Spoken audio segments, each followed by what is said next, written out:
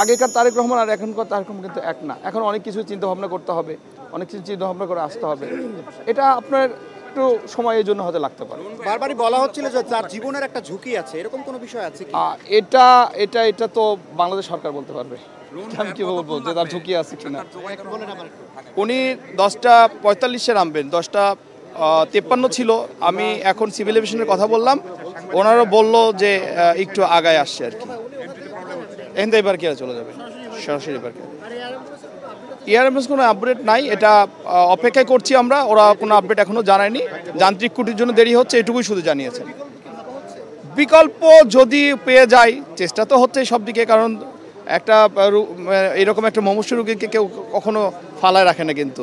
আর ambulance air ambulance তৈরি হয়েছে দ্রুত ইয়ে করার জন্য। না।